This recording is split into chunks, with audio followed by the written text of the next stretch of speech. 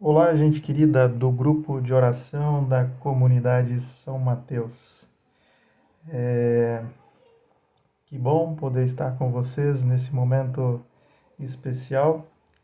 A convite da Ivone, ela pediu para mim gravar uma meditação, né, nesse dia para vocês e assim também poder participando, né, junto com vocês virtualmente deste encontro bem especial. Eu acredito que não preciso me apresentar, né? Estive trabalhando bem recentemente aí, há um tempo atrás, nos anos 2018, 19, um pouquinho de 2020. Então, gravo esse vídeo aqui do Espírito Santo, da cidade de São Gabriel da Palha, e estou aqui na casa dos meus pais um período, tá bom? Então, vamos lá para a nossa meditação. Eu escolhi um tema, o tema é tristeza e angústia relacionado com a oração, né? Nós estamos vivendo um período de muita preocupação, um período de muita angústia, um período de muito medo. Se esses sentimentos eles nos incomodavam, né, antes da pandemia, com a pandemia parece que esses sentimentos se tornaram ainda mais intensos, na verdade. Preocupação com o emprego, preocupação com o sustento financeiro, né? Quem de nós, né, não teve medo de pegar o Covid, né? O que vai ser? Medo, né, de perder pessoas queridas, né, com essa pandemia, medo de perder família, perder pessoas da família, amigos. Quem de nós não se viu, né, diante dessa situação, né, situação nova e tão desafiante, né, nos nossos tempos que nós estamos vivendo, né? De certa forma afetou todos nós. Acompanhando uma pregação há uns dias atrás de um pastor que falava que nós devemos pensar numa reconstrução de nossas vidas, desde agora a esse período de pandemia e desde também quando esse período passar. A gente deve pensar, né, como que vai ser a nossa vida. Nós devemos pensar, né, numa reconstrução, né, das nossas vidas. E um ingrediente principal dessa oração, né, que esse pastor mencionava, é a oração, né? É essa conexão, né, mais perto de Deus. Precisamos nos colocar diante de Deus, da Sua palavra e buscar saber, né, o que Deus quer de nós. O que nós precisamos reconstruir daqui para frente. O que nós precisamos endireitar a partir deste momento que nós estamos vivendo. A partir desta pregação, eu me lembrei que tenho na minha biblioteca um livro sobre diversos personagens bíblicos que oraram a Deus em diversas situações. Talvez você já conhece esse livro. O nome dele é Orando com a Bíblia, de Alcides Yuxi. Talvez você já tenha visto ele ou lido alguma parte dele. O livro é muito interessante. Ele nos ensina a orar a partir das orações de histórias de vidas, né, que estão contidas nas Escrituras e que, de certa forma, trazem para a nossa vida situações bem parecidas que a gente pode aprender com essas orações. Eu quero compartilhar com vocês, a partir do livro, a oração de uma mulher chamada Ana. Ana faz uma oração em um período de sua vida que se sentia triste, se sentia amargurada, se sentia sem esperança. Ana então resolve se derramar na presença de Deus e colocar a sua dor perante Ele. Ana então ora, uma oração que está lá em 1 Samuel, capítulo 1, verso 11. Ana ora: Senhor dos exércitos, se tu deres atenção à humilhação de tua serva, se te lembrares de mim e não esqueceres da tua serva, mas lhe deres um filho, então eu o dedicarei ao Senhor por todos os dias de sua vida, e o seu cabelo e sua barba nunca serão cortados. Qual era o motivo da oração de Ana? Por que Ana orou? As pessoas que viviam na época do Antigo Testamento não tinham uma Bíblia como nós temos hoje. A gente abre a Bíblia e tem, né, toda a história nas mãos, todos os exemplos nas mãos. O pessoal daquele tempo não tinha Bíblia como nós temos hoje. Embora essas pessoas soubessem alguma coisa da vontade de Deus, seus conhecimentos espirituais eles eram bem limitados. A vizinhança do povo de Israel, que era pagã, nada sabia da vontade de Deus e influenciava muito o pensamento do povo de Israel. E uma dessas questões era o casamento. Desconheciam a vontade de Deus, que para um homem é destinada somente uma mulher. Na verdade, isso é que nós vemos nas Escrituras. Nós lemos diversas vezes no Antigo Testamento que um homem crente em Deus era casado com mais mulheres ao mesmo tempo. A Bíblia descreve a vida conjugal dessas pessoas, mostrando os grandes problemas resultantes de não conhecer ou não observar as regras divinas a respeito do matrimônio. Aponta para o ciúme, para a discórdia e o desamor que havia nessas famílias onde existia a poligamia, onde que um homem era casado com mais mulheres. Essa situação também se contatava na família de Eucana. Eucana era o marido de Ana. Uma de suas esposas se chamava Ana e a outra se chamava Penina. Ana não era capaz de ter filhos, pois era estéril, e Penina sim. Essas informações já são suficientes para supormos a existência de vários conflitos nessa família. A vida de Penina, sem dúvida, não era fácil ao lado de Ana. Ana, nós lemos ali a história de 1 Samuel no início, diz que ela era a esposa mais amada. Mas a vida de Ana era ainda mais triste, pois naquela época as mulheres estéreis eram consideradas especialmente pecadoras.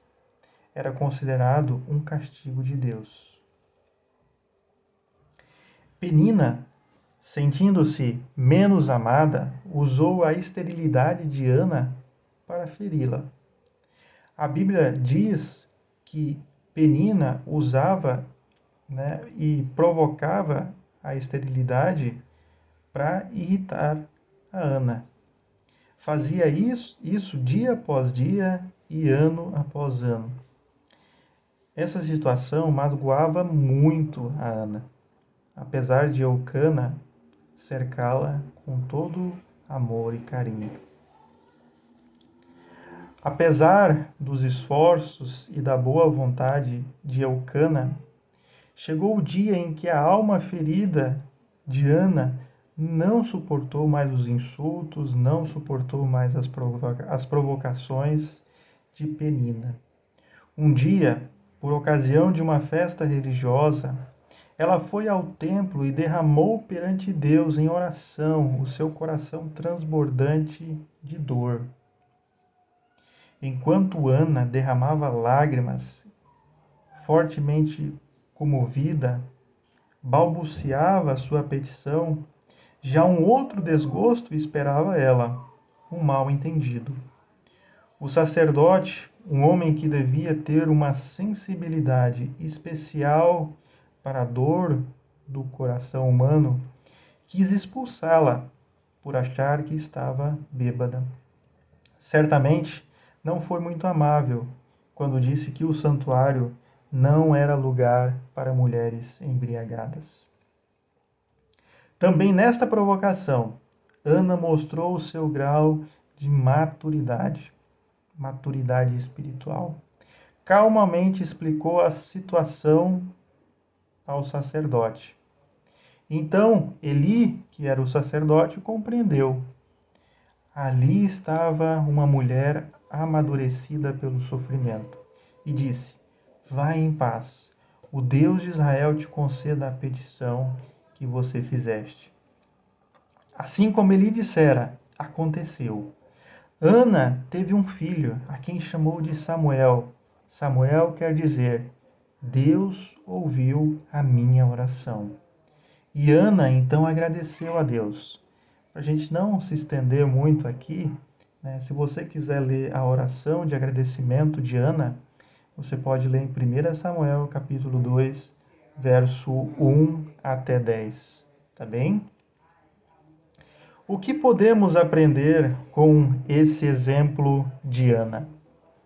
O sofrimento e a dor nos querem levar a recorrer a Deus. Por muitas vezes é assim, o sofrimento e a dor nos querem levar a recorrer a Deus. Nós podemos expor, sim, os nossos desejos e os nossos anseios a Deus, assim como Ana expôs. Ela queria ter um filho. Então a gente pode sim expor os nossos desejos e os nossos anseios a Deus.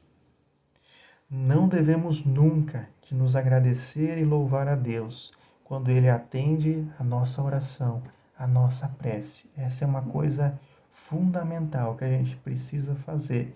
E às vezes a gente tem que aprender a fazer. A agradecer a Deus, a estar atento a Ele quando Ele atende a nossa oração. A oração nos transforma. Se Ana era fraca demais para suportar insultos, a oração transformou em uma mulher que depois pôde exclamar no seu agradecimento: A minha força será exaltada. Então, o que nós devemos fazer? Algumas sugestões práticas para nós. Derrame perante o Senhor todas as suas tribulações, todas as suas tristezas, sejam elas da vida matrimonial, sejam elas da vida emocional. Coloque isso tudo diante de Deus. Seja ela da vida profissional, se você passa algum problema no trabalho, ou seja de outra origem. Coloque isso tudo diante de Deus, que Deus está disposto a te ouvir. Fale com Deus sem pressa. Conte espontânea e detalhadamente os seus problemas, assim como Ana fez. Sem pressa, né? Uma oração de coração. Colocar espontânea e detalhadamente os problemas diante de Deus. Procure conhecer a vontade de Deus através da Bíblia e suas histórias de vida. Deus não te dará algo que está contra a sua vontade, que vai contra a sua palavra. Por isso que é importante a gente conhecer as Escrituras, a gente conhecer a vontade de Deus. Seja humilde na oração. Não procure impor suas ideias, suas soluções, né? De dizer, Senhor, eu quero isso, né? Mas seja feita a tua vontade. Uma boa maneira de iniciar uma oração é louvar a Deus, né? É agradecer a Deus. Isso vale também para tempos difíceis. Isso vale também para os nossos tempos que nós estamos passando. É ter a gratidão no coração por aquilo que Deus faz e já fez na nossa vida. É louvar a Deus. Mesmo que talvez em determinados momentos nós não tenhamos muitas alegrias para dizer a Deus, mas a gente deve sempre louvar e adorar a Deus pelo aquilo que Ele é, por aquilo que Ele já fez nas nossas vidas, por Jesus, né, que já morreu em nosso lugar, que nos tirou, nos livrou dos nossos pecados. Agradeça a Deus todos os dias. Em sua vida não ocorre nada sem sentido, por mero destino ou por mero acaso. Deus quer que tudo lhe sirva como educação, como aprendizagem. Não foi em vão que Ana era estéril, e muitas outras histórias da Bíblia a gente pode ver parecida com a história de Ana. Não foram em vão que essas mulheres eram estéreis. Não foi em vão que Ana tinha uma vida matrimonial difícil. Os acontecimentos da sua vida não foram obra de um destino desconhecido, de um destino cruel. Era o caminho que Deus usou, não necessariamente o caminho que Deus escolheu, mas era o caminho que Deus, não necessariamente era o caminho que Deus queria para a vida de Ana, mas era o caminho que Deus usou, aquela situação da vida dela, para fazer Ana amadurecer espiritualmente. Então, agradeça a Deus por usar qualquer situação na sua vida para tornar você uma pessoa cada vez mais semelhante a Ele. Que a gente possa refletir nessa palavra, que a gente possa meditar. É um grande prazer, né, estar com vocês novamente, é uma alegria no coração que a gente possa também desfrutar desse momento juntos e crescer espiritualmente com Deus. Amém? Um grande e apertado abraço para vocês. Que Deus continue abençoando vocês e o grupo de oração de vocês também. E assim como toda a São Mateus, essa comunidade querida que carrego no coração. Um grande abraço. Até mais.